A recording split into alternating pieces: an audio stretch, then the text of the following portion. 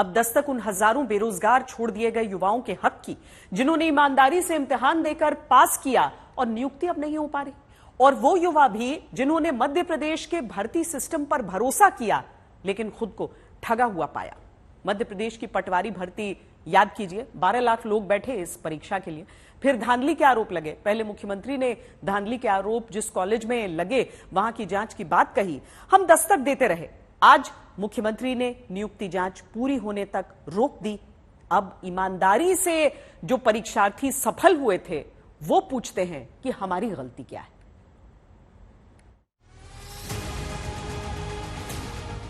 मध्य प्रदेश की पटवारी भर्ती परीक्षा में 10 लोग टॉप करते हैं। पूजा शर्मा, रिंकू सिंह गुर्जर, पूनम रजावत, कृष्णा कुशवाहा, पूजा रावत, मधुलता गढ़वाल, राम नरेश सिंह गुर्जर, आकाश शर्मा, कृष्ण कुमार पटेल और अंकित मीना। इनमें से पूजा, पूनम, कृष्णा, पूजा, मधुलता, आकाश और अंकित ऐसे 7 टॉपर हैं जिन्होंने ग्वालियर के एक ही परीक्षा केंद्र पर एक साथ परीक्षा दी। ये संयोग है या फिर भर्ती परीक्षा में धांधली का कोई नया प्रयोग? 12 लाख बेरोजगारों ने जो भर्ती परीक्षा मध्य प्रदेश में पटवारी की नौकरी के लिए दी, उसमें धांधली के संयोग या प्रयोग वाले सवाल जब आज तक ने लगातार दस्तक देते हुए उठाए, क्योंकि हजारों छात्र प्रदर्शन करके धांधली के आरोप लगाते रहे। तो पहले मुख्यमंत्री ने नियुक्तियों पर फिलहाल रोक लगाने का आदेश दिया। अब शिवराज सिंह ने ऐलान कर दिया, जब तक पूरी जांच नहीं होगी कोई नियुक्ति नहीं की जाएगी। पटवारी के मामले में थोड़ा सा संदेह पैदा हुआ तो मैंने तय कर दिया कि नियुक्तियां नहीं होगी। संदेह जब तक समाप्त नहीं करेंगे कोई नियुक्ति नहीं होगी। जांच होगी और गड़बड़ निकलेगी तो गड़बड़ करने वाले को मामा ठीक कर देगा, कोई चिंता मत करना।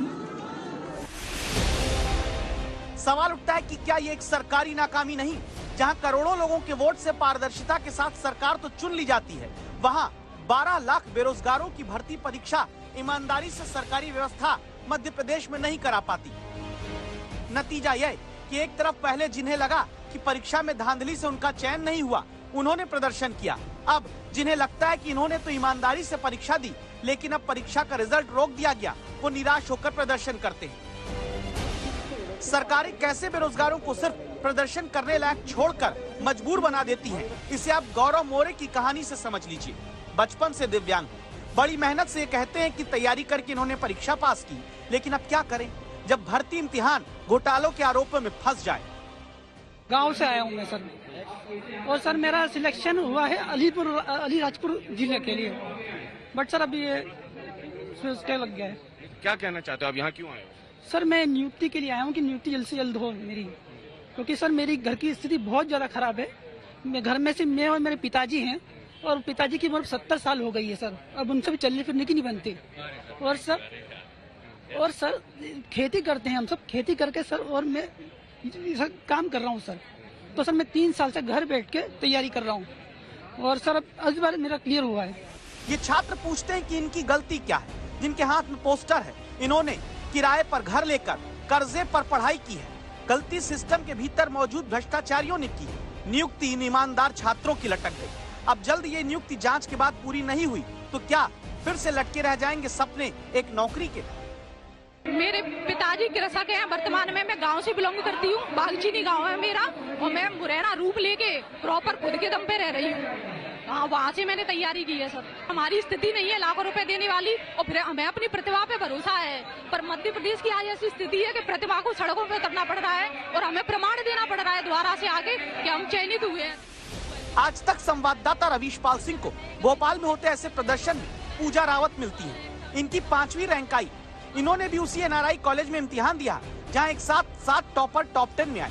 बीजेपी विधायक के कॉलेज में हुए भर्ती इम्तिहान से धांधली करके इम्तिहान देने के आरोप लगे तो पूजा रावत खुद को निर्दोष बताती है। अपने गरीब पिताजी को लेकर आई है। इनके पिता किसान हैं। किसी तरह इन्होंने अपनी बेटी को पढ़ाया है। अब बेटी और पिता दोनों अपने भविष्य के लिए लड़ रहे हैं।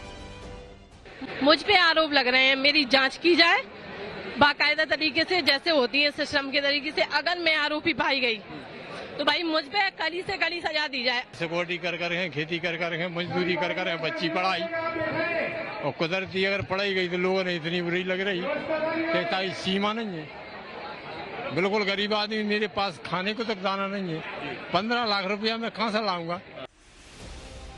धांधली के आरोप लगते हैं तो ऐसे ही गरीब परिवारों की बेटियां एग्जाम पास करके भी नौकरी पाने से पहले अटक जाती हैं। इनके भविष्य फंस जाते हैं। वजह सिर्फ यही है, ईमानदारी से इम्तिहान सरकार करा नहीं पाती। इम्तिहान हो जाता तो आरोप नहीं लगते, न ही शक करने वाले बेरोजगारों को प्रदर्शन करना पड़ता, न ईमानदारी से मेहनत करके परीक्षा पास करने वाले बेरोजगार निराश होकर यूं प्रदर्शन करने आते।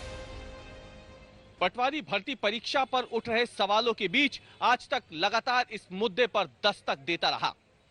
अब मुख्यमंत्री शिवराज सिंह चौहान ने साफ कर दिया है कि जब तक इस पूरी भर्ती परीक्षा की जांच नहीं होगी तब तक ज्वाइनिंग भी नहीं होगी। लेकिन दस्तक देता सवाल अब यही है कि जिन 9000 लोगों का पटवारी भर्ती परीक्षा में अब चयन हुआ है, क्या उनका भविष्य भी अब अधर में लटक गया है? रवीश पाल सिंह, भोपाल, आज तक।